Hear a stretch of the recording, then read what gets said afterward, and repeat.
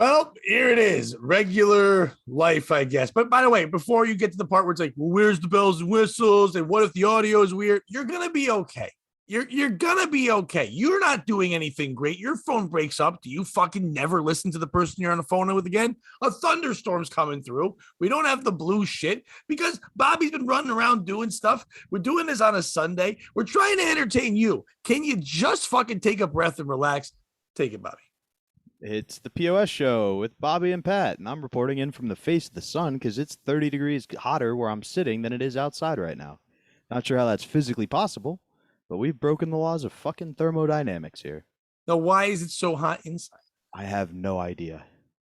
Do you have a fan? I do.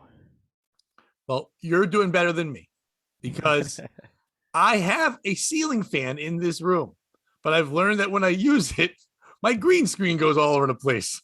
So, and I could open a window, but I live in an area where you would think, hey, Pat, did you move to the city? Nope. And Sonia, Connecticut's got gunshots too, baby. Hell yeah. And screaming neighbors. So I'm just leaving it. But I'm okay right now. It was nice. It got to be, yesterday it was like over 90. I don't know where you were, but like in Connecticut, it was over 90. Today it was like 88, but I went for a run when it was 81. And just for a mile, feeling good. I'm back in a super creative process. And when I'm creative, I have to run because then thoughts make sense. When I'm walking around and physically sitting still, this is why some people probably think I'm crazy, but it's how my mind works. When I'm sitting still, when I'm not doing stuff, my mind will fire a million fucking ideas when I'm in a creative mode. And I can't process them all together without being on a stage. So like if I'm not a chance to be on a stage, my mind just fucking loses it or gets jumbled or whatever, and I can't focus on other shit. If I run, my body just focuses on one thing. It's weird. It's not the running. Everything becomes a joke. And I literally can, when I'm done running, I stop the mile run. I could just in my phone say two or three things, and then the joke makes sense. I don't know why, but it's been happening for me. It's how I wrote both the albums, and it's how new shit's coming now. And it's just like, it's weird. A walk doesn't do it. Exercising, I gotta run. And then when I'm running, my body's full. I'm listening to music, but all I'm thinking is the jokes. Does that make me a serial killer? Am I a serial killer now? No, how I run's much more serial killerish, which is just 12 more laps, 12 more laps, 12 more laps. I can't do laps. 11 You have more to do laps, laps? 11 more. Yeah. Oh, I have to know exactly. Oh, how I do. I have far- I do Run Keeper on my phone. I like to keep up with myself too, and like I'm trying to get away from that because I get competitive with myself, and then it's not like good, and then I'm like I gotta post it so people know I'm doing better, and I'm like, no, dude, it's for you. It's not for the world. It's not for a competition. You're not battling with yourself. You're in good shape. You feel good. You're happy. Chill. You know what I mean? But I have to do that. But if I need, even it can be the same run every day. Scenery has to change. I find actually when I'm doing kind of the same thing, clearing your head, trying to get your thoughts, the repetitiveness in the circle of like, okay, this is the start of the circle, this is the shade at the second quarter. You know what I mean? Like that really helps me kind of See that relax. we write differently and we think differently because here's my problem. If I have an idea in my head and it comes back around to that spot again, I get back to that idea. Now that tree reminds me of that idea. That makes sense. Yeah. That dugout at the place reminds me of that punchline I was thinking of, and I can't get past that goddamn punchline. I'm the same way with when I was walking home from work a lot and doing 4 to 5 mile walks every day. There's times where I would walk by and see like a restaurant, and I'd think of something Tony Hinchcliffe said on Joe Rogan because I heard that in my headphones. So now I associate that Chinese food restaurant with that shit. Which, by the way, I don't know if I'm not a fan of Bert Kreischer in any way, but I'm a fan of Tony Hinchcliffe. But the two of them were just on Rogan, and so it was supposed to be just Kreischer, but Hinchcliffe, they ran into him. They're like, "Why don't you come in too?" So he's just kind of chiming in. But there's one point where Joe Rogan and Bert are talking so much, and Tony would throw things in, but they couldn't acknowledge anything because Bert doesn't shut the fuck up. So at one point, Bert was talking about some kind of like thing in history where the Portugal and the tyrants that were there, what they would do, and they would grab people and they would like yell out, send your king down here, or the king, send your daughter down here. Like these people, I don't know, it's something in Portugal. It's Bert Kreischer telling history, so it's not good. But anyway, let me get to the part where it's good. Can I just cut off real quick? Have you ever noticed like fat drunk comedians all love history? I can't hear you really. Oh, sorry. Have you ever noticed that like all the heavier set white drunk comedians love history? Like every if you're heavy set and you're a big drinker, you love history. I think it's just because it was a more accepted time. Like the big loud drunk was just the guy who ran things. I also think because no, because there's younger ones because Shane Gillis is amazing at history and he's younger. I think it has a Would lot he to fit what I described though? you know what I'm saying, but it wasn't about having to be the loud one then. He already it's harder for Shane Gillis to be that person than it was for Louis, who's like a master at it. Louis knows everything about presidents, all that shit like that. Kreischer trying to know it. Kreischer wants to know things so he can say, "Hey Joe, I'm smart." Kreischer's a That's true. fake one, but like a lot, it's harder for a Shane because someone could just Google and go, "You're wrong." So he has to really know it. When I was growing up, there were people that were just known as like the Cliff Clavin, you would call them, because they could just know shit. And then you're like, you couldn't call him out, like, ask Phil, he knows. And then Phil, you find out later, Phil was fucking lying the whole time. Phil had no idea. But The yeah. I know what you're saying because like, but the nice thing is now you can just go, oh no, it's a conspiracy theory. right, Like the people who wrote the books were in charge, and that's why you learned that in school, and you just tell them they're wrong. because back when I was growing up, the only conspiracy theory was that how JFK got shot. Like there was nothing, Oh, dude. maybe moon landing, but most people didn't even talk about it. You were just if you said the word conspiracy theory, you'd be like, oh JFK, like and that You, was it. But anyway, you before I want to go feel too old? ADHD, You want to feel old um, real quick? The big conspiracy theory when I was a kid was jet fuel doesn't melt steel beams. right, 9/11 wasn't even a thought. Like there was, we didn't. I hate to steal a Daniel Tosh bit, but we didn't before 9/11. We didn't know always what number September was. It does really make the One calendar of a my lot favorite easier. Tosh bits where he goes, "Can we just thank Bin Laden for a couple things?" Like, I mean, I know maybe it's wrong, but like, hey, none of us have to worry about what September is now. He's like, it used to be. What is it? What is it? It's like I don't know, June, July, August. And it's like now you're like, what's September? It's like what's October? It's 10. It's 10. It's 9/11 plus one. It's just like and I hate to do the whole bit, but just then he goes into the whole thing. It's like, and isn't it great we don't have to walk our wives all the way to the plane anymore? He's like, thanks, Osama. He goes, he's like, okay, so is it fine losing two sons for that to happen? Maybe not, but one, yeah, it's worth it. Some would say it is, but anyway, So so I Bert don't Kreischer's get trying nuts. to pretend he knows history. Right, and he's going through a thing where I think it was Portugal, but whatever it was, the people, the Raiders were yelling up to the king, and they would be like, "Send down your daughter," and he's like, "Nope, we're not going to do that." I'm like, all right. So then they'd send people in to grab the king, and they'd pull him down, and then they would shit in his mouth, and then shove pork down his throat, and then after all that, then they would go take the daughter. Then the king would be like, go with them now. You're with them now, and they're going through this whole thing. It's not, I know, like your face you're making. Tony Hinchcliffe just goes, I wonder why the pork. And then no one addressed that. It was one of the funniest fucking things I've ever heard in my life. And I was just like, not that Tony Hinchcliffe needs my fucking praise or anything, but it was so fucking funny because I was like he's calling him out, but then You know Joe, what? Oates said the funny thing. It was funny. Never mind. but but like Rogan and Bert were going so back and forth that they just ignored it. There was a couple times, but it's just so good. It's just like wonder why the pork. Oh, perfect. Um, so it's fucking hot. You went to a movie to get rid of that. I went running. Once again, we're doing a review. You went to air conditioning. I mowed the lawn and ran.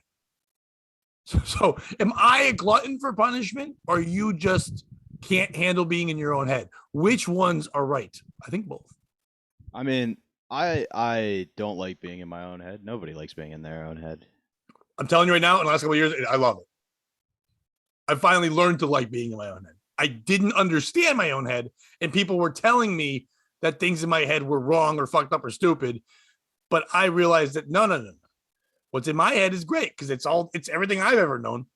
It's other people trying to judge my head. And I should stop That's okay. worried That's about other people's opinion. My head, even when it tells me bad stuff, is just trying to help me. Sometimes in my head, there's an issue or like a nuisance, and then you just fixate on it, and you're not allowed to like address it, right? Because that's you've just made the conscious decision, like we're not going to address this But no, issue. see, now you have to adjust it. It'll just go away. But That then doesn't work. No, I mean not like a problem. Like this is a problem with a human being, we'll say. Right. But you So have to address it in some way, even if it's not with them. Right. I've learned that everything has to come out of here, because when it stays in here, it becomes a Hollywood movie. When it gets out, it's just stupid. The issue, though, is sometimes it comes out of here, and then there are other people listening who are going to do stuff about it. You have to find another way to do it that's not that outlet. No, I know. It's just like writing something, or you write a bunch of jokes about something, and like then you're like, I can't use any of these. Or you write something that isn't a joke. You write it somewhere where people can't really see it, like on a Google Docs or just on a Medium account where you just fucking no one's gonna fucking see it. But you write some fucking look. I'll do that stuff. I've been doing things like that were therapeutic, and now I've got so much shit. I'm like, I'm turning it into a fucking book. Which, by the way, I appreciate all the people. Now I know I'm gonna blow up someone's spot right now, and I'm sorry if I do that, and I'm sorry if I ruin your reputation, sir. But you and I have joked about and said things about a certain ski mask man. Okay. I'm going to tell you right now, I know he's a tough guy on there and he likes to be the troll and the crazy person. And a lot of people have issues with whatever. Dude's one of the sweetest dudes there is when he claims you as a friend. Because like whenever I put anything up, like lately I've been sharing excerpts of like ideas I'm using for this thing I'm writing about like mindset. I'm not going to say it's like motivational because I don't like that kind of inspirational. It's like mindset shit. Now I throw some humor into it, but it's been things I've been writing. So sometimes I'll share something on Facebook. It's an excerpt there. But whenever it seems like it hits home, I will get a text like the second it comes out. You okay, man? You good? And I'm like, yeah, I'm good, man. It's just a thing. I'm just, if you need something, or he'll be like, hey, this hit home with me, man. Whatever you're writing, if you're just writing something, you're writing well because this reminded me of this shit. And I know he doesn't share that shit. But that you're that way too. But you're that way out here. Like you're a good guy. And everyone knows that. I know he'll hide it, but that motherfucker, I guess I want to give him his props when I can sometimes because he's a good fucking dude who checks in. I agree. And I think he really has a character. Like Ski's a character and the guy behind the mask isn't. And Kevin's a sweetheart, Ski Mask's an asshole. It did this is a tangent, but I did want to say something like when we talked about the Frank issue, which apparently a lot of people enjoyed. I got one thing from you too I want to read. It was a character. Like I didn't mean like, oh, I'm doing a role or I'm being somebody different on here, but sometimes you lean into a bit or something. That's all I meant. Like that's a real character he's playing. I just wanted to clarify because what I say on here, I usually mean like obviously it's played up, but they're genuinely my thoughts. Generally. But if we're going to roll into that quickly, yeah, great feedback on that show. Thank you, everyone. I know a lot of people miss Frank, but people also love you, Bobby. So I want you to know it wasn't a fuck Bobby thing. It was just this sucks thing. If I'm going to read one, we have a fan that if it was a fuck Bobby thing, there's a long line.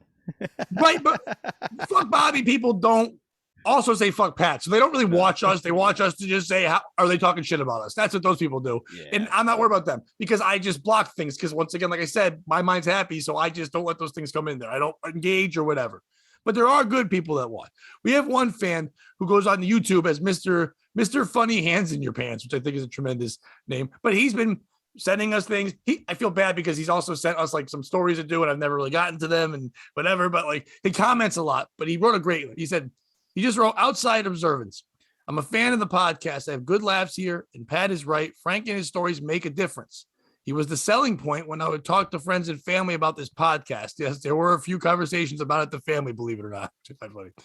But I never noticed what Bobby was doing to the cameras because I just listened to it when I'm driving or working out. The past few weeks, it's been frustrating when Frank has been on due to the interruptions. I would even manually drag the dial 10 minutes. Normally, I could just press to the side to fast forward 30 seconds, but the interruptions were too much and frustrating. First world problems.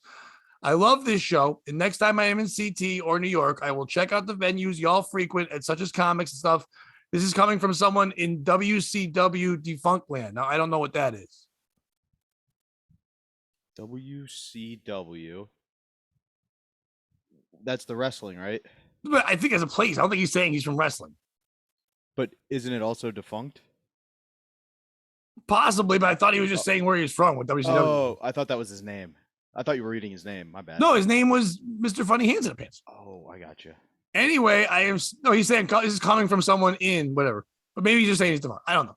I thought he was saying where he's from. Anyway, I'm still going to listen, but I am going to check out Frank's video on social media. Glad he had a good time golfing and a killer performance. See, nice all around. Gave all three things. It was that's all that matters. And like I said, I've chatted with Frank. He's in good spirits. He's doing well, but there's no change. And I'm not even going to ask. He's done. He's done with you. He's done with everything. If there is a change in Frank, it'll come from Frank, and he'll decide on his own. Like, it's not going to be It me won't. apologizing or groveling. No, it's not. But I'm saying, like, there's no, like, us going to him and being like, please, or because even if it worked, then it wouldn't be the same. And, like, so if it happens, it'll be him coming back, and there'll, you know what I mean, on his terms. But I don't see that happening.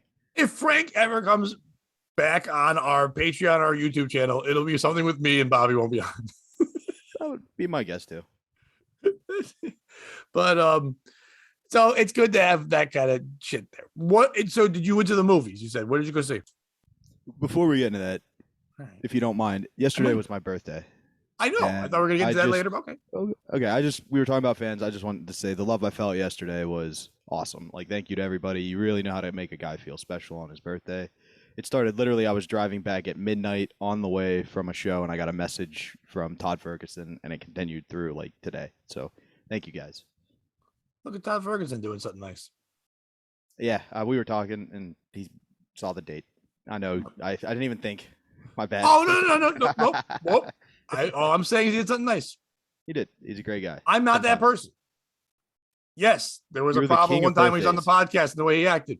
I don't care. I'm sure he probably saw as an issue because the guy was writing all this shit afterward. Dude, for like 2 months, I had to block things. It's like, all I'm saying is that's just life. I don't know the dude. I've never met him. Doesn't mean anything to me. But whatever. I invited him onto a show, whatever it was. And then I did get a big post from the king of birthdays. That's obviously you, Pat. But I'm a little pissed off about that. Uh-oh. Because I hate when people bogart the birthday. Listen, I write you a birthday. You can like it. That's great. You got a lot of likes on your birthday from my birthday. Like, maybe not as much as my kids get on their birthdays, but you got a bunch of likes when I posted. And all I wrote was that I was going to write a bigger thing, but I figured, whatever, just fucking happy birthday, buddy. It was nice and sweet, yeah. And it was a picture that I liked the picture because it just happened to come up. But it was one of the old episodes with Stancil and Steve. And it was like a fucking just fun crew. And I was like, that's cool. Yeah. So put that up, got likes. But then people underneath said, happy birthday to you. Fuck you. You go to Bobby and you show him. You don't fucking bogart the birthday. You don't fucking go underneath. And fucking, people do that shit all the time. I'll write happy birthday to someone, especially if they're kind of known. Like, I have a couple Facebook friends that I'm actually somewhat friendly with. Not well, but like, let's say Mark Norman. Every year he'll say to me, you're a good egg or whatever. Or you still got it, whatever the fuck he writes. And I'll write shit to him, whatever, like, way to be gay, whatever. But whenever I do that, like, 4 people will see I wrote to him, and then they'll write underneath, happy birthday, Mark Norman, yeah, you're fucking Tuesday. And it's like, all right, write your own thing. You know, because you see I have his attention. And sometimes it's not even people. It's just like some person. It's like, hey, Jill, whatever their name is, like, happy birthday. And someone's like, yeah, Jill. And I'm like, who the fuck's this? It's like their aunt. I'm like, hey, fucking write to your own niece. Don't fucking bogart mine because they get more likes. Yeah, no, I agree with that. Facebook, I haven't gone through all the likes yet, or the posts and liked them and thanked everybody yet, but the others I got around to. So are you okay? Are you someone that goes and thanks each individual, or do you do the balloon? So this is gonna sound a little crazy, but yesterday it got a little nuts on Twitter, so I was worried I may have missed a couple of posts. You got nuts? Oh, like, birthday on Twitter? Yeah, like a lot of tags and then liking of the tweets. You know what I mean? It's like notifications. So I did send a generic one and, like, thank Kevin Brennan in it too, because I got to do a couple guest spots this weekend. How's the second show? You and I talked about the first show. I mean, but how's the second show? Second show was a cancer benefit, and they were a lot stricter about the material that we could use. Not like in a bad way, but they were like, just be careful with these things. They didn't fucking censor Kevin. No, they didn't censor anybody. They came over and they were like, heads up, this isn't just like a benefit. It's in memoriam for somebody who died. Ugh, so like, I've done those. Just be careful. That was like their advice. It was like, we just don't want you to be blindsided when you're up on stage. Like, what? Who died? And they're like, Bill. Because that would be like the worst possible hell for me. I could see that me doing that.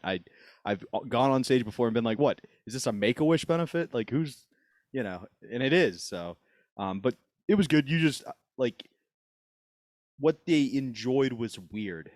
Like, the really dirty stuff wasn't working. The really clean stuff wasn't, you know what I mean? Like, it was a weird audience, but I'd say 8 out of 10. They wanted distractors, but they didn't want things that reminded them that, like, oh, we're not. No, if they're being clean, we know why. If they're being dirty, holy shit. They just wanted laughter. Can I tell you exactly what they wanted? Tits. A close to 400-pound man to talk about being fat. Because boy, did Keegan fucking murder. Keegan's a fucking for 25 minutes straight. He just murdered. And I mean, he killed the night before. It was obviously the similar set, he's featuring, but it was a different level that night. And I mean, then you're like, oh, dude, I kind of, not that you're worried about the headliner, but you're like, that's a heck of a feature set. And then Kevin got like 6 applause breaks. Yeah. Walked off stage and was like, I suck. Like, you suck. If I ever get to that level, I'll feel like a champion.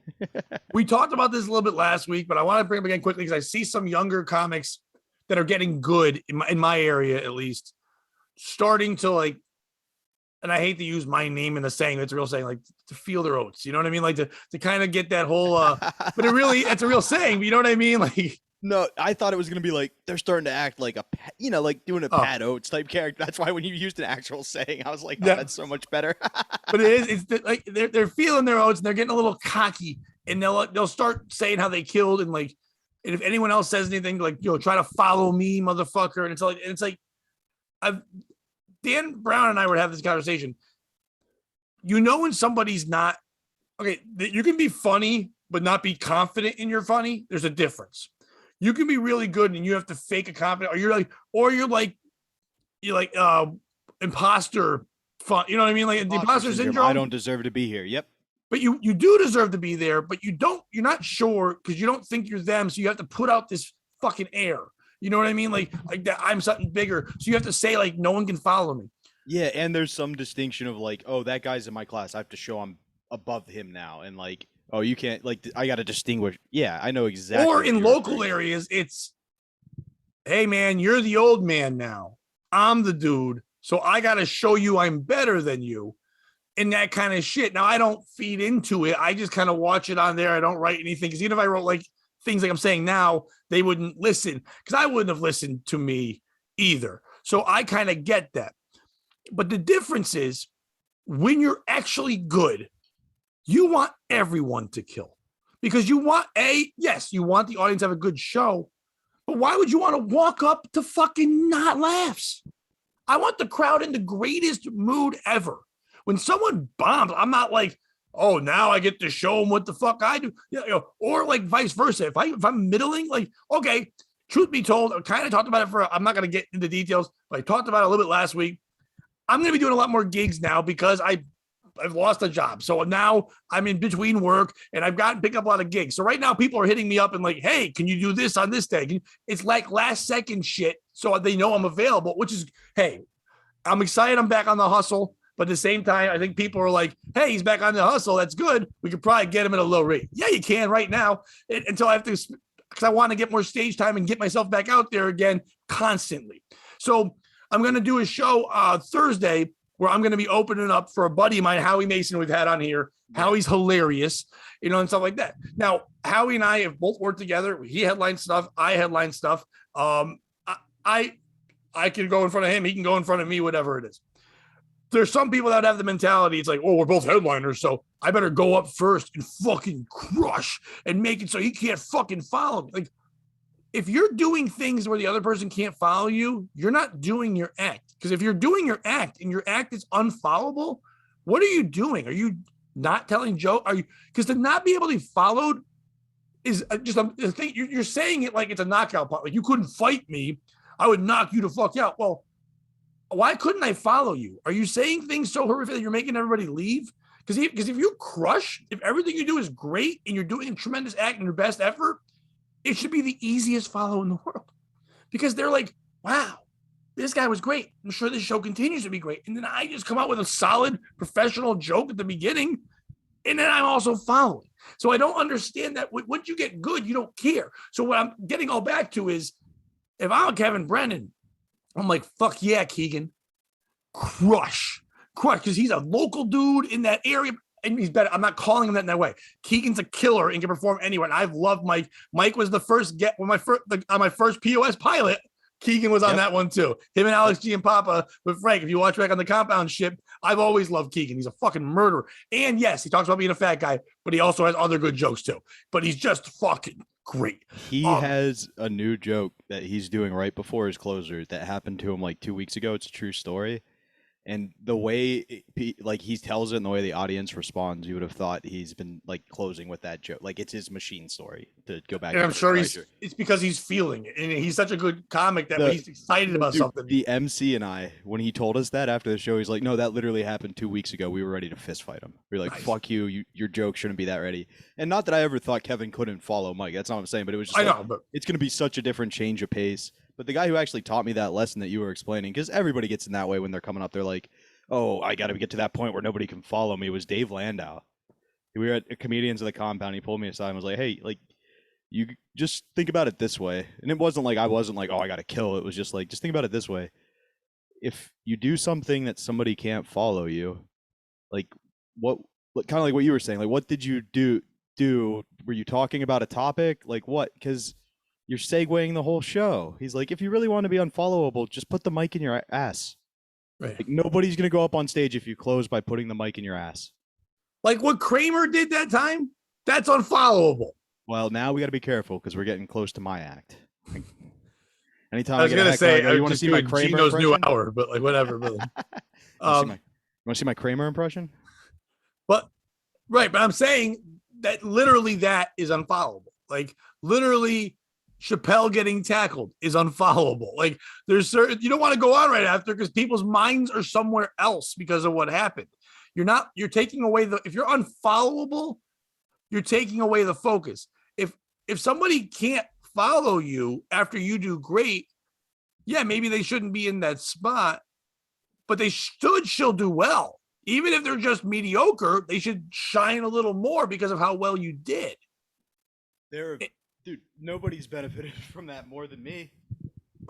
At these Comedians of the Compound shows coming out the gates, like you would follow somebody who you're like, oh my God, there's no way I should follow this person. And the audience kind of gives you a little bit because they're like, oh, he'll get to something funny.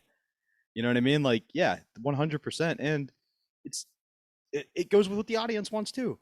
There are some nights if you and I both did our act, they would walk away going like, oh my God, 90% of the time, Pat's a murderer. You know what I mean? But like, there might be that one group of people that's like, oh, really? We all worked at Dick's. We love those jokes. You know what I mean? That's part of it too. No, it's going to be both. Listen, my favorite thing when people leave and they go, loved what you like Thursday night. Like I said, Dan is getting into his element now. He's getting comfortable and stuff. But Thursday's crowd was weird. There was a bringer kid who brought like 35 college kids and his family with them. So they weren't going to really relate into everything we did, whatever. It was fine, but I talked about it last week on the podcast. I don't want to go into it, but sometimes bringer audiences, they're the worst audiences in the world because they're being held hostage. Like they're not a comedy audience. They're being forced against their will. Sometimes they go there and go, hey, since I've got to be here anyway, I might as well have a good time and enjoy everyone. But a lot of times they're like, I only can laugh at my family member because in their mind, it's like a contest or some kind of way of showing their affection. If I laugh at the other one, it's like I'm cheating on them or some shit like that.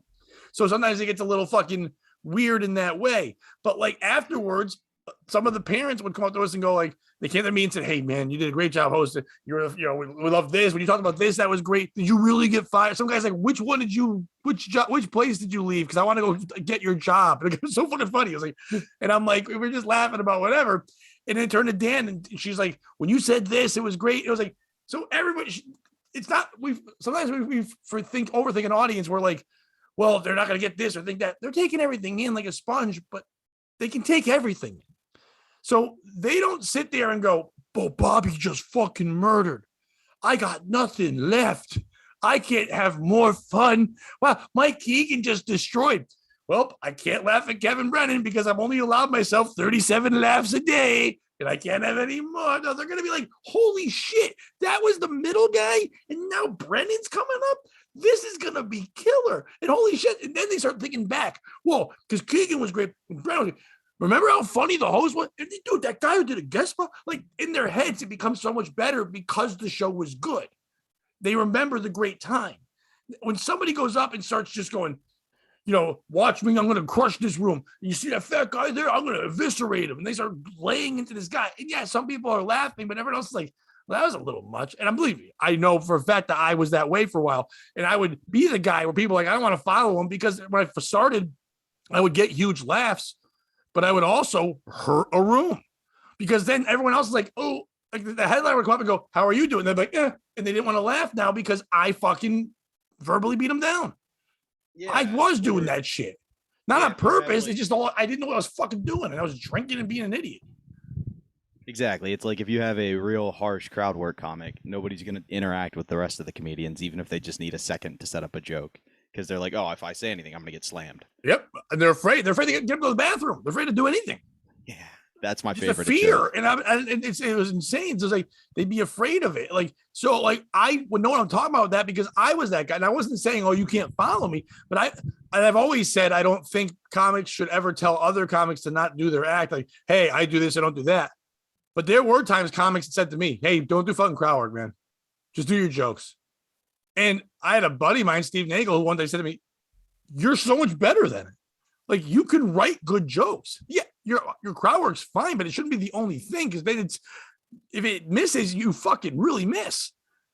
If you look, it was how I was. He's like, if you write the way I know you can write, and then just naturally tie in the crowd work, it's gonna be a bonus instead of the fucking main course. And now when I do it, it's just comes out natural, because it's just instinct. And now it's like icing on the cake instead of the fucking it's a shitty cake. I was never a crowd work guy to start. I was always a set up right guy, but I've come to do crowd work, and then I had to learn the lesson of you can't do too much crowd work, like to loosen up the room to start a show, or they don't want to listen to your set up punchline jokes. You know what I mean? Unless you learn that's what I'm how saying. to make them both the same. Oh, that's a good one too. But I mean, like, I'm at a point now where it's probably like 75-25. Like, there's a lot of talking, but it's just not as much as I used to, or I space it out better, like all that stuff. I know it's becoming a comedy-centric podcast, but I've had people ask me, like, how do you do crowd work? And it's like, first of all, it's instinct, it's whatever. Some people are good at it or not. But I always find it funny when one-liner or premise punch. Believe me, Dan Brown said to me too, he didn't like that someone called him a one-liner. He's like, I say 2 or 3 or 4 lines. I go, that's not what they mean. Even Mitch Hedberg's not saying one line. Back in the day, like, some people do a one line, but even it means premise punch, not story. That's what it means. Boom, boom. It also means that the jokes don't always tie in. There's not always it's just jokes. You know what I mean? That's kind of what they're saying. Yeah. Right. So I always found it funny when premise punch people like that, joke writers, said they couldn't do crowd work. I go, that's because you're thinking of it as something else. The best crowd work is literally you on the fly premise punch. Hey, you are like this because it's just the first thought instead of the editing and it's the rough draft. And your rough drafts are always funny too. That's why you go into them. So if you trust yourself, crowd work can be your way of open micing during a show. Because if you get a thought during the show and it can relate to someone in the audience, you look at someone and it reminds you of a thing, you look like whatever. There was 2 guys in the audience the other day. One of them had this like fat head and he had tight gray hair, like a short crew cut. And one was a balding older man with gray hair just on his sides and bald on top. And they were sitting with their wives. And I said, always nice to see the fire chief and police chief together with their wives. And then everybody just fucking laughed because they just looked exactly like every movie's fire chief and police chief. I go, it's great that you have 2 things in common, civil duty and racism. And then boom, I got a big laugh. But it was just like, I would never do the joke. But I quickly saw them, trusted my instinct, made a punchline and moved on. That's all crowd work really is. It's not you going, how's the veal? And fucking stand, oh, you're like, fuck, how about this, the guy? And fucking your wife do. Yeah, I guess that could be it too. But the good ones, it's material. When you watch Berg do it, it's just him riffing material that he's gotten as the muse for the material is sitting in front of him, or an idea or the room. When you look at it that way, it's so much easier. And if you tell yourself, I'm new to it, keep it observational, not conversational, it's so much easier to do crowd work. Don't talk to them yet because you're not ready for them to talk back to you. That's fucking Jedi level 2 shit. Level 1 is observational. Then you go conversation. But it's just like, here's what you look like. But don't allow them to fucking come back because a drunk's probably better than you right now. Makes sense. Yeah, you got to walk before you run. Unless you got no legs, then you're fucked. You got a nub before you run. Oh, there's your material, though, right? You need material to make legs. I would like to make legs. That's a job for somebody. They just make legs. You think they see their work out there? Like, I would love that. It's just like, hey, you, what, you making fun of me? Like, no, you're welcome. I welded that ankle for you. I think that's like a little steampunky, Pat. I don't think it's welders putting together fucking prosthetics at this point. I was thinking back in time. I wasn't thinking nowadays DuPont legs. I don't think they just run down to the fucking technical school in the area and they're like, hey, we need a guy who wants to do a class project. Whoa, there's open micers and everything. You know what I mean? You can't always go to the fucking headliner. Sometimes you don't got a lot of money and you got to go to the guy who welds a leg in the back of his van. Makes sense. Sometimes you just got to do that. I think I've brought this up one time before, but there used to be a commercial when I was growing up. It was on TV, usually when you watch basketball and stuff. And there was this guy, and they show him he's coming back from the military. He's got like his military jacket on, but he's at like a New York City basketball court. And he gets out and he starts dribbling and he's making some fucking crossover moves and he fucking shoots a jumper. And they're like, and he never thought he'd do this again, but now he's got DuPont legs in his show, and he's got like legs made by the company DuPont. And I'm like, yo, that guy's a transformer, because they were like they literally had like weird plastic blades on the sides, but then like metal. And I've never seen those since. But if someone can look it up, there's a commercial for DuPont legs, and the guy's doing moves and hitting jump. I was like, yo, DuPont legs are the shit. I want DuPont legs. When I was a kid, like I want DuPont legs so bad. I just wait for like the 3 years from now when you're watching afternoon television. It's like, if you or a relative had DuPont legs and then had fucking spinal cord cancer, you may be entitled to monetary compensation. I want someone to be like, do you know what? I mean, motherfucker, these are DuPont. like it's high-end shit. I don't like when hospitals advertise or like medical companies. Like, I don't think you should be that desperate. Like, you know what I mean? What are you talking about? Whenever I'm driving in the car and I'm like, do I have cancer? Where am I going to go? And I look up and there's a guy like, you got cancer? Come here. And I'm like, all right. Thanks, billboard. It's like, I didn't see any Corcoran attorney at law billboards. I do see a lot of 1888 ambulance chaser billboards, though. I just feel like if you're good, people know. Well, I mean, I think when you're a specialist, you see those like the Hartford, like around here, Hartford Healthcare, best heart surgery, like do that shit.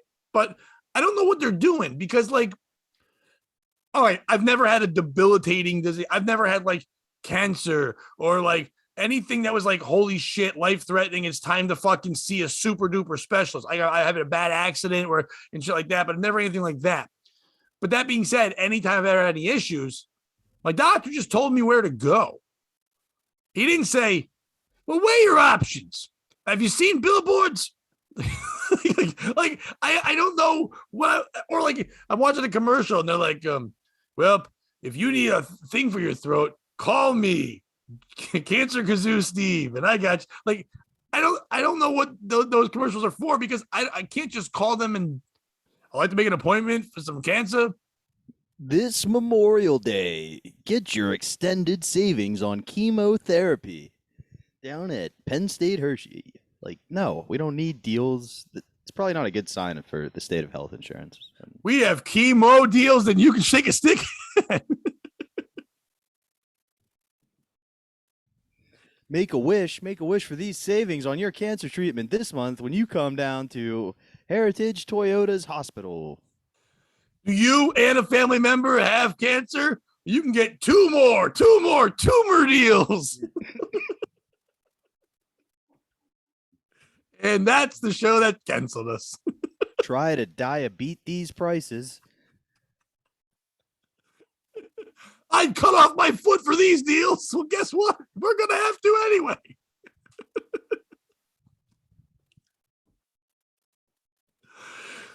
The other guys, they don't know how to lose weight. They lipo suck.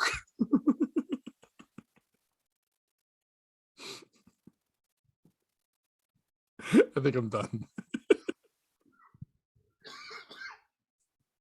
Woo, woo, woo. You're under cardiac arrest. Take them Ice-T and Richard Belzer. They come in. Dun, dun, dun, dun. Cardiac arrest.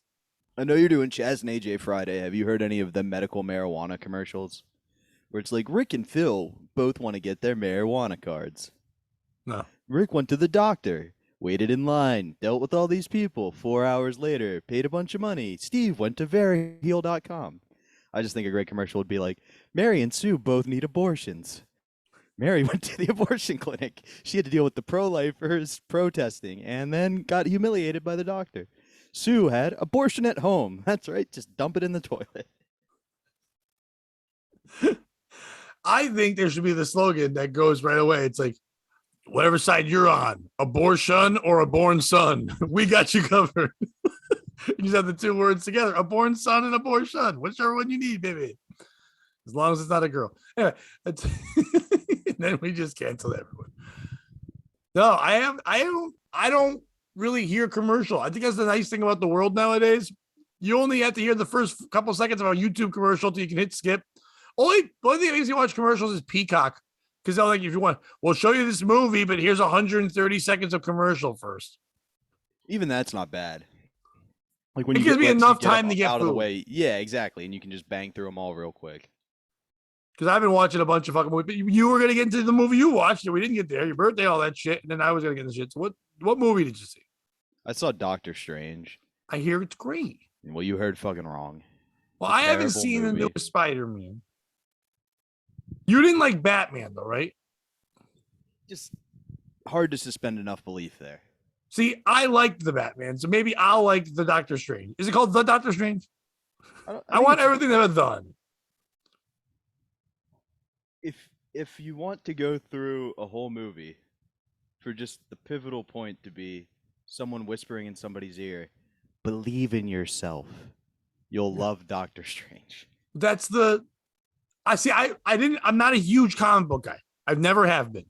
But right when my son was born, I started for some reason to just dig into it. Like that's like when my son was, this is how long they've been doing this. My son was born was when they did like the first Iron Man.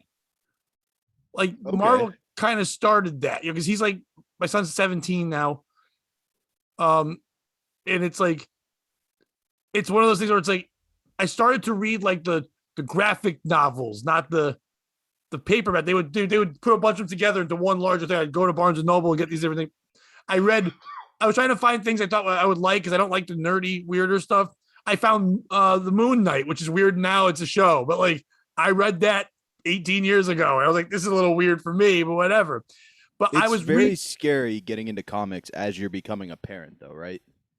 Because I was already a parent. My second kid. So literally, like, pick your origin story. How do you want to screw up your kid? Which evil supervillain do you want to turn him into? Like, I mean, I can, yes. If I get shot and me and my wife get shot outside the theater, he'll be Batman. If I molest him, he'll become Robin Hood. I didn't read that one. I thought it was gonna be Elastic Man, but to be honest, I did it because I never was exposed to. My whole thought as a parent has always been that I only learned the things my dad knew, instead of saying, here's a bunch of things you have interest. And I'm not shitting on them for doing that. That's just the way people did things. My thought was I should know a little bit about everything, so if they have the interest, I should be able to jump into it. So I was like, I have a son now. My daughter was liking cartoons and certain things like that too, but it was skewing in that way. And I'm like, she wanted to see those movies. And I'm like, well, I want to get into them. So if she likes them more, I can get into it with that.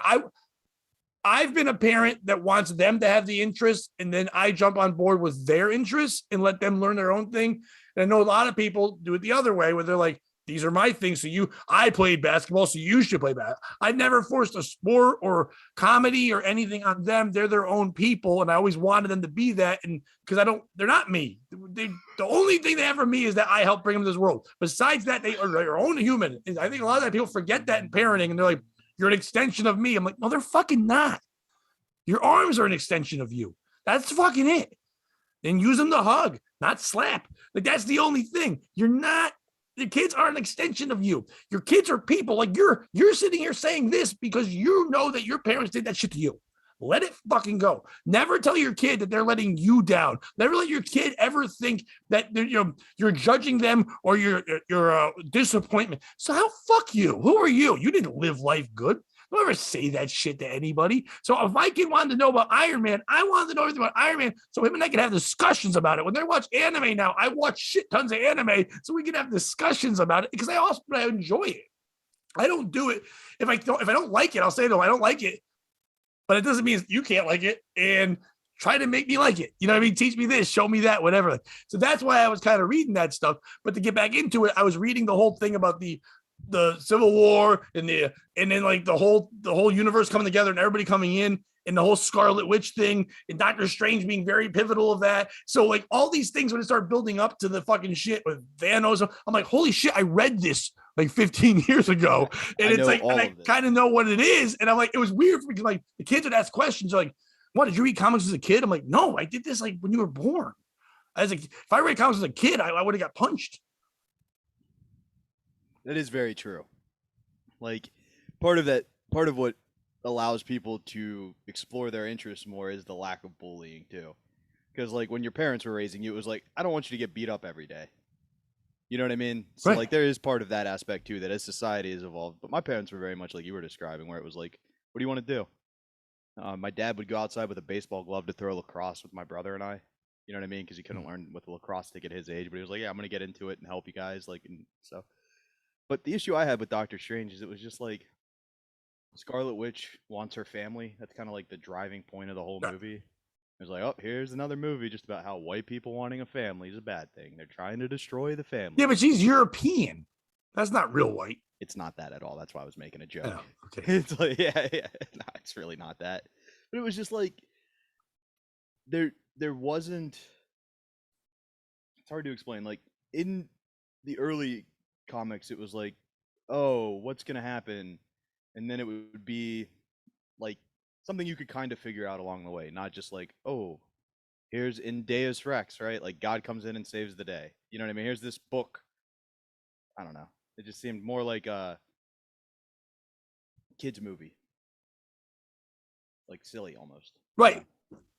When I grew up, when you watched superheroes on TV, it was Batman, like that shit, or Spider-Man, dumb little songs, silly little things. Nobody got hurt. And at the end, there was a fucking lesson. G.I. Joe had a fucking Sergeant Slaughter fucking giving you a tip of the day. You know, Mr. T was fucking telling you to do shit and eat cereal and wear chains or whatever, fucking stretch, whatever the fuck he was saying.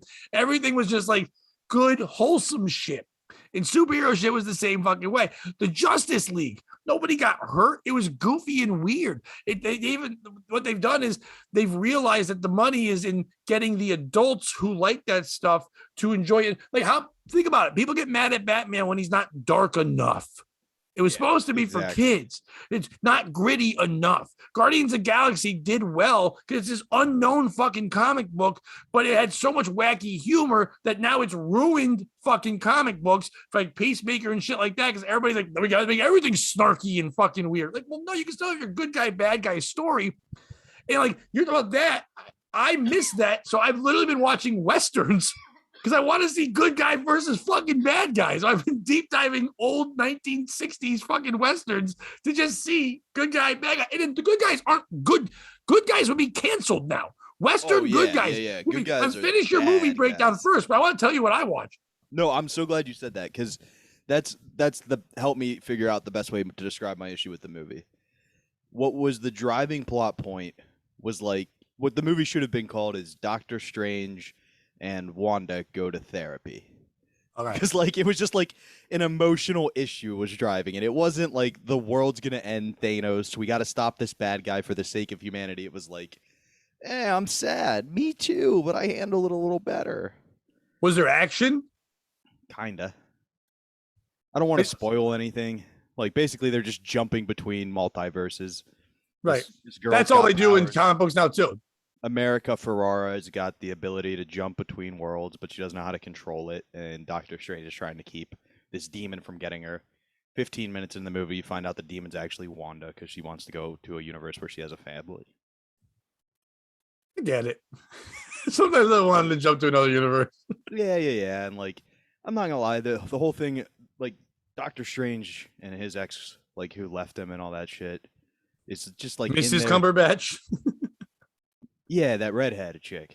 No, I'm From just the his name's first one. Benedict Cumberbatch. And I love his name. So it's But the redheaded one from the first one, not Pepper. right. Also, why does every comic book guy date a redhead? It's easier to draw. Is that really it? Yeah. Okay. I know, and people I knew there was a animate. theme from the Red, books, red's too. a very easy one because blonde doesn't look blonde; it looks too yellow. Black is too fucking black. Red stands out, and it usually stands out with everything else in the background. It pops. Okay, that makes sense then. I was just curious if it was like one writer who was like, yeah, you know what? Let's make her a redhead. If they usually have red hair, they usually have somewhere green in their outfits too. I like your design for Mary Jane, but what if we made her a redhead? Yeah. Tits, right? Like, of course. Yeah. And then like they can walk into each other's dreams across the multiverse, and Doctor Strange animates a zombie at the end, and it's like goofy more than it is. Like, do you ever see the Dehydrator Batman movie where it's so bad you're not sure if it's a satire or if it's actually a movie? No, I'm not. Okay, it's the not George Clooney, the one before him, Adam West.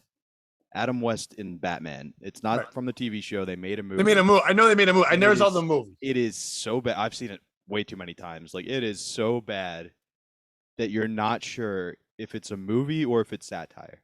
Like, that's where the meme with Batman running around with the bomb and he doesn't throw it in the water because the ducks are there and he can't kill any life. Like, that's where that joke comes from. It's great. But like, I would appreciate that silly. I appreciate Guardians of the Galaxy, just a weird humor. This was like corny. It wasn't even silly, which is why that's the like thing. Westerns where it's like, these guys are murdering and raping. They're like, you rape and murder too, but not as much as them. So All the right, problem you're is the good guy. Here's your white hat. Deadpool went so hard with the humor that I think that Marvel was like, okay, let's pull back because that's got to be special to certain people. That's now got to be Chris Pratt's thing. It's now got to be Ryan Reynolds thing. Certain people can pull it off. And then DC's like, well, no one's watching us, so let's have everybody be that. Let's just have let's go Suicide Squad to the tilt where it's like annoying. Like, to the point where they overdid it and it's too fucking much. Because like those characters should be better. They're more developed. If you think about the history of comics, DC was the one that people recognized more than they did with fucking Marvel until these movies. Yeah, I remember going to Captain America not having any idea about the character at all. Right. Not I even always having ever remember heard people of it. telling me that Iron Man, people would always tell me when I didn't know comic books, they're like, there's two rival groups. It's almost like McDonald's and Burger King, where McDonald's has the Big Mac, so Burger King's got the Whopper. So they would say to me, DC's got Superman, they've got Captain America, same outfit, same whatever. Batman's here, Iron Man's here. You're a rich guy, fucking doesn't have any powers, does whatever. And it'd be each fucking thing. Like they have this, they have a water guy, they have this. There would be all these kind of fucking things where it's like they kind of did that for a while. Then like it was weird how it made that flip because they learned how to make them. They realized that the Marvel characters were better suited as for adults. DC was built for kids. You know what I mean? And it was kind of like that way. So like they don't know how to jump into it. Superman is too goody two shoes to be dark. So that's why it never works. Yeah. Green Lantern's too silly to be dark. He has a ring. You fucking have jewelry and you're in a jewelry army. Like, that's not serious. Fucking Rich Voss. What? That with all of his rings, that he's the next Green Lantern. Oh, when I hear rings, I always think Johnny Give me a Depp. second, Bonnie. I gotta save the universe. But so I started watching.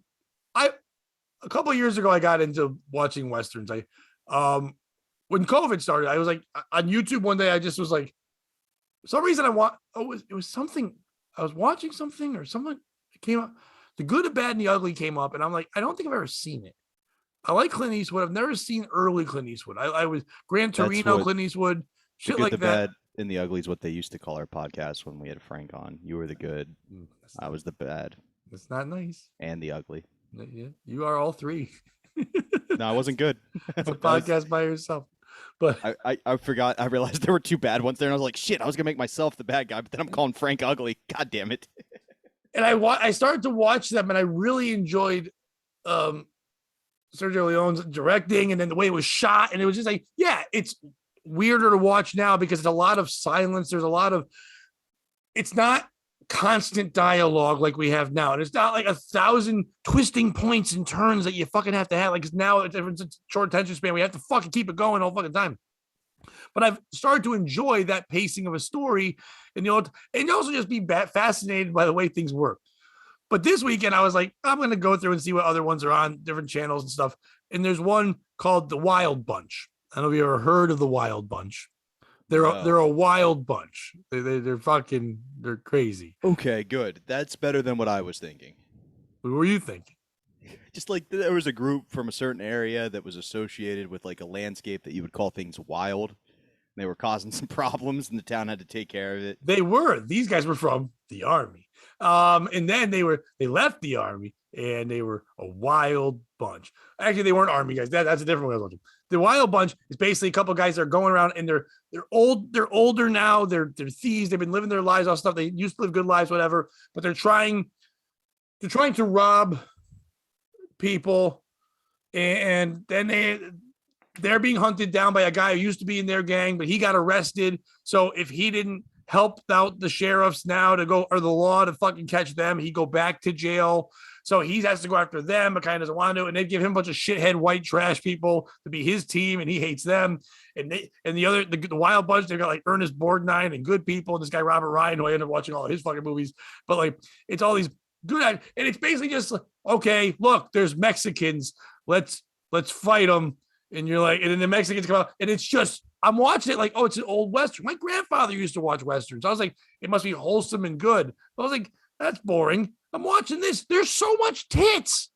Like literally just shirts off Mexican tits nonstop. Every time they showed up to a town, they'd just be like, where's your women? And then the women are like, I guess we're getting fucked by these guys. And then they just get fucked by those guys. You drink, you fucking leave, and you drink and you shoot. Everybody shoot. And then the same acting's always this. There's somebody there. He gets shot in the head. He lays on the ground. They're like, well, that's one less guy for us to deal with. And then they all just fucking crack up as this guy's dead and then move on. Like, that's how life was. You just fucking laughed it off and win. But then I watched The Professionals. And The Professionals had Lee Marvin. If you know Lee Marvin from military movies, he's a gruff, tough fucking guy. You got Lee Marvin. You got Burt Lancaster, who's fucking like handsome devil fucking guy. You've got Jack Palance, who ended up had a renaissance in his career from City Slickers. He was the old guy in those City Slicker movies. Like, but he was the old guy in this. But the funny thing is, Jack Palance, white guy, plays Raza, some Mexican dude. It's like so crazy that he's just being Mexican. He's just so not Mexican. He's a white guy, but he's kind of like tanned them up a little bit. He's like using a tear. Like, oh yes, who else did something like that? Rob Schneider in 2020. Rob Schneider definitely can play Chinese guys or whatever. Yeah, no, but I'm saying like he's still doing it. Yeah. In a Western. What was that one called? But that was a comedy. Oh.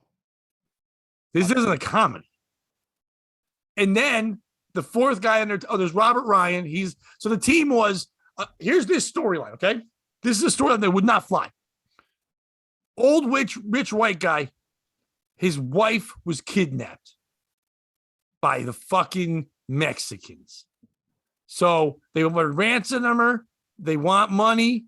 He doesn't want to give the money, but he will if he has to, but he'd rather get them out. And they're in the deep of Mexico, the worst part, the part where you can't go. Fucking, there's parts where it's like the graveyard of the unknowns, and like it's all just fucking dirt and then fucking rocks. And to get in there is crazy, and to get out's even fucking crazy. How are you gonna get there? It's horses and fucking one train. How are you gonna get them out? So he hires for the best.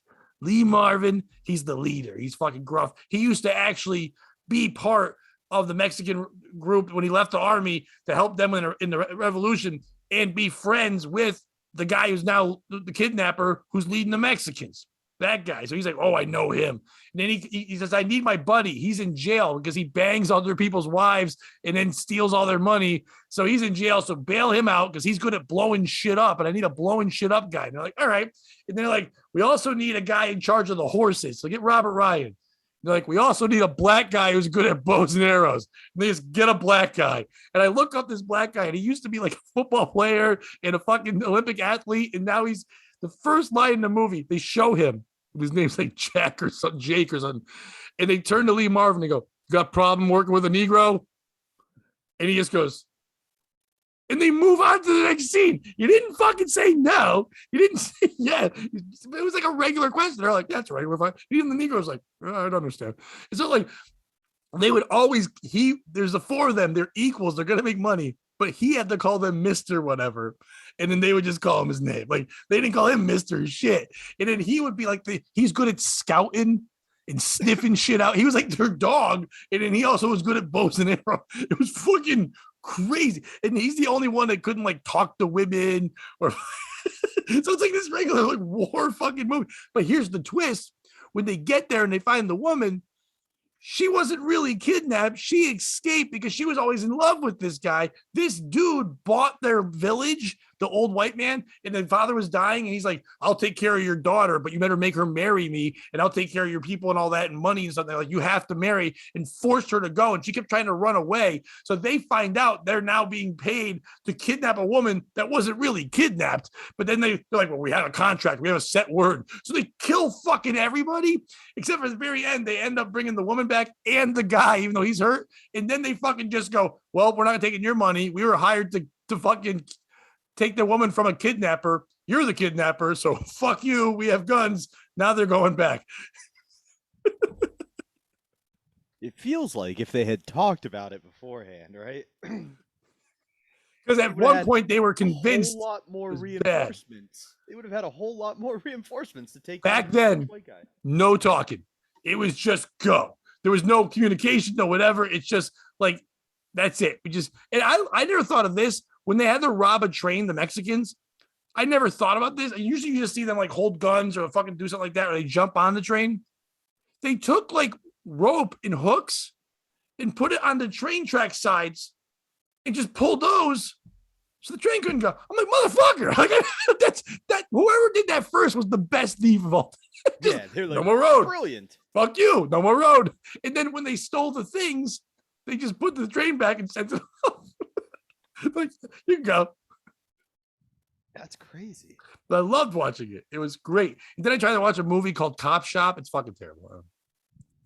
I think we should reboot that movie with all women. Well, it's funny. There's a guy on Facebook. I don't really know him well, named Will Jenkins. And Will Jenkins saw I would watch that. And he's like, fucking love that movie. So we started recasting the fucking movie like now. And like when I watched it, it was great. He's like, dude, we have to write this. Like, I don't know if we can afford them. We had like George Clooney in the Burke Lancaster role. We had all these guys, but we had Selma Hayek in the hot lady role. Oh, by the way, there was another woman, and her last name was Chiquita. Like that's what they were doing. Like she's Mexican, her name's Chiquita. You completely missed the way to make this movie 100% get bought by a studio right now. Trans Mexican? Nope. No, close. Mexitrans? Who's the rich white guy? Hello, it's me, Donald Trump, and it's Melania. Because they said that about her the whole time, that she didn't want to be there. But who's she in love with? AOC.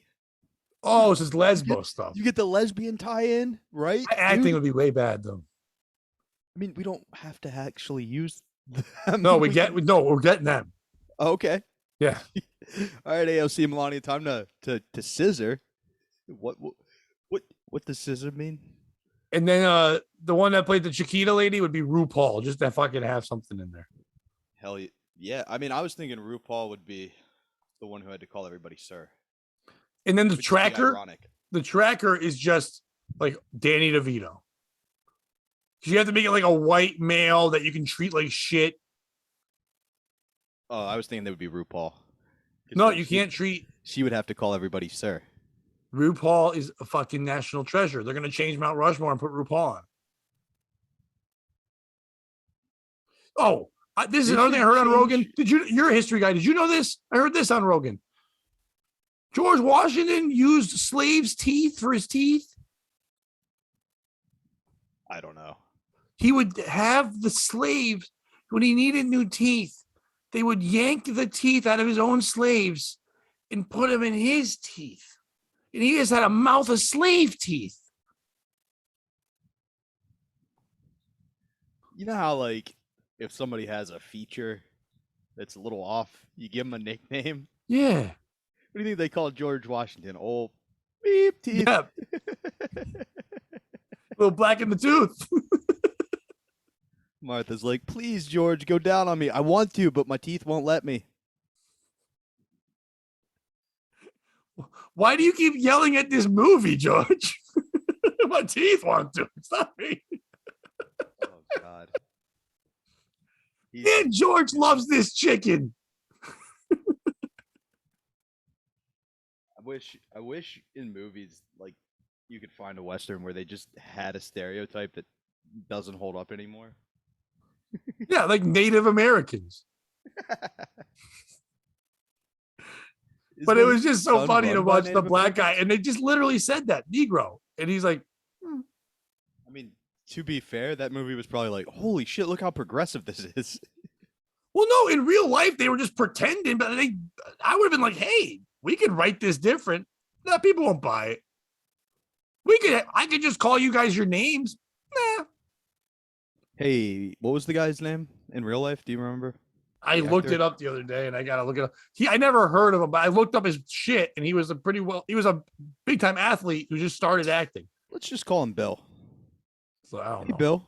Hey, Bill, I don't know how to Little tell you. Bill? Bill Cosby? I don't know who you should go Bill Cosby. Hey, Bill, we're all method actors. So, offset, we're going to need you to keep calling us sir. Yeah. And always. And by the way, you should go scout out everything for us. Woody Strode. By the way, his real name, you'll love this. Birth name. Woodrow Wilson Woolwine Strode. That's sick. They called him Woodrow Wilson. I don't know why that's the one they were like, you know what? Woodrow was a good guy. And then also Woolwine. That's probably the mother's maiden name. He was an American athlete and actor. He was a decathlete and football star who was one of the first Black American players in the National Football League in the post-war era. And he was in this movie, and we don't have a clue who he is. Take that, Black History Month. You've never told me about Woodrow Wilson Woolwine Strode, the old WWWS. Turns out he then years later was drunk driving, killed somebody, so he decided to change genders to get out of that, and now Yeah, Woodrow killed them. Wanda didn't. Yeah, Wanda Wilson did not. Wanda Strode. Where is he? He went on to become a film actor where he was nominated for a Golden Globe Award for Best Supporting Actor in his role in Spartacus. He also served in the United States Army Corps during World War. This dude's badass. Hey, Woodrow, we actually got you a role. It's not a Western. Oh, thank God. I'm so tired of playing a slave. Oh, boy. And then he was just a black guy in the Italian Connection. He's dead, though. Yeah. He lived to be 80. That's pretty impressive. He was acting. He acted from 1941 to 1994. Wow. Whoa, his wife's name was like, I don't know what race she was, but holy shit. Luca Lula Kalilola. Luukialuana, first name. Jeez. Luki. That's her name. Lukey here. Been one of those Native Americans you were talking about that doesn't exist anymore. Yeah. They had two kids. But they don't name them both. They only name one. Well, my spiritual name's actually Wide Vagina. Used to be Narrow Vagina. Then I started dating Woodrow. Woodrow. That wasn't his name either. Like, look at this big old Woodrow. He was Yo, call me Dro. 6'3", 205. Back then he was a monster. Yeah, that was just a ridiculously big human being. Still is. By the way, and you know it was like old time football because they said his position offensive end, which no one calls it Doesn't that exist anymore. I mean, it's tight end, but it meant another blocker, really. I think that was before they used the tight ends for passes. Right. It was just another thing you could use. His career, he played for the Hollywood Bears. Is that a team? The Los Angeles Rams for 1 year. Oh, they said NFL. He was one of the first ones, but no, Hollywood Bears was probably the Negro Football League. Dude, I've never even heard of that. I know, but there had to be one. Dude, if there was, the protests to integrate football would have been ridiculous. Yeah, what is there a Negro Football League? It's still the NFL. Well, we have a podcast possibly slated for Tuesday, and I know what we will be discussing the entire time. It will be the origins of the NNFL. Oh, there was. No true one until 1946. By this time, they're already allowed in. Well, let's look into this a little bit more. All right, we gotta have somebody on who knows this shit. I think I might know the perfect person. Gino, right? Probably, yeah, because he'll say it. Gino and Black Football League would be fantastic. All right, Bobby, what do you got to promote? Bush, all that. At some point in June, I think I got a gig with Mike Keegan. So and you did that well. That and then I told him how much you liked him, and that lit his whole day up. No, I swear to God, I was like, dude, I do a podcast with Pat Oates, and he was like, oh, I love Pat, and I was like, that's funny because he said you're one of the nicest and funniest guys in comedy. He was like, oh, it's fucking true, dude. He's fucking killer. He's the best. I'm not saying that's. I've always wanted to do shows with him. We've never really got to perform together. But it's because of you. This guy's fucking killer. So he's great.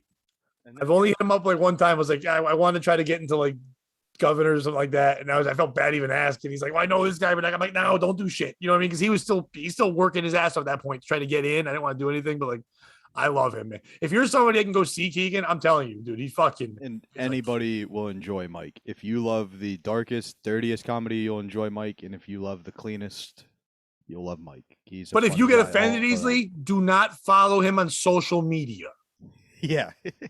He will fucking blow your mind.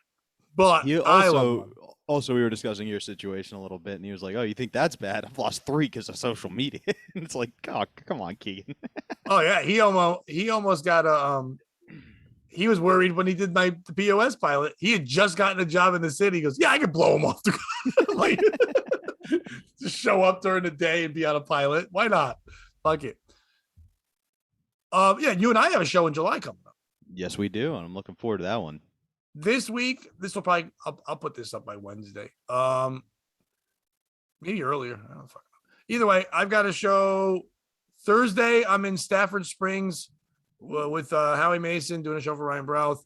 Friday, dude, you want to talk about the hustle? Friday, I'm doing a stag. I feel like I'm a fucking young comic again. I'm doing a stag for a buddy of mine hit me up. The same guy who I'm doing the comedy shows for. I'm putting on my own shows now. The one I'm doing that for. He was like, hey, someone hit me up to do a stag, and I don't have time because he's a comic, but he also owns a restaurant. And I hit the people up, and I'm like, yeah, why not? So Friday, I'm doing that. Friday morning, I'll be on Chaz and AJ. So I'm just running around putting shit together as best as I can. I'll be hosting a bunch of the contest dates for Last Comic Standing at Comics.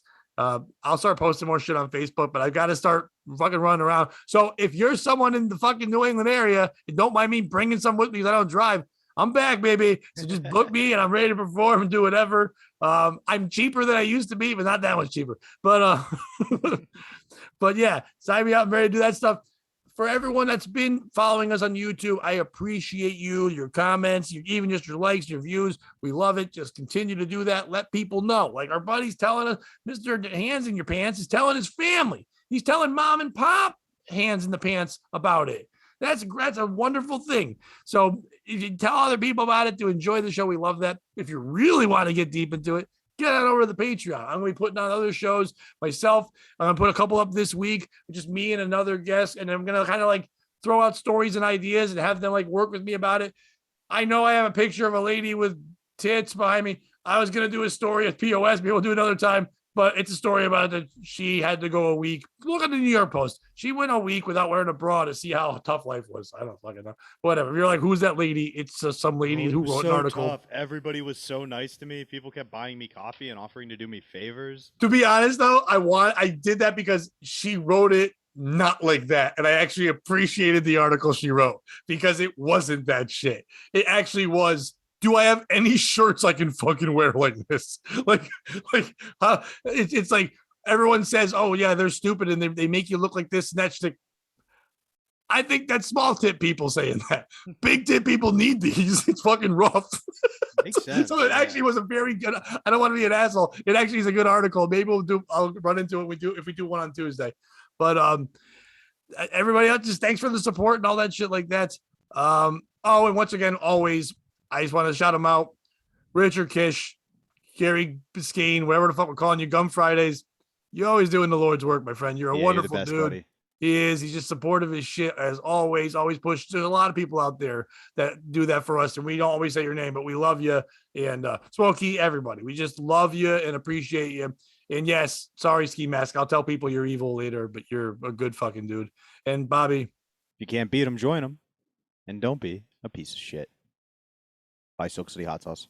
yeah, do it. Well, fuck. Still got the hot sauce. Buy him. Jeff is great, and he fucking always talk. I didn't hit anything yet. Jeff is amazing. Jeff is wonderful. He's supportive, and he saw my post from last week's podcast, and he goes, "I really like that background because it was all the sauce." Well, sorry. In her other hand, you see where she's reaching? She's reaching for Silk City hot sauce. And if you reach for Silk City hot sauce, reach for your keyboard and use the promo code POS and save 15%. All right, goodbye, everybody.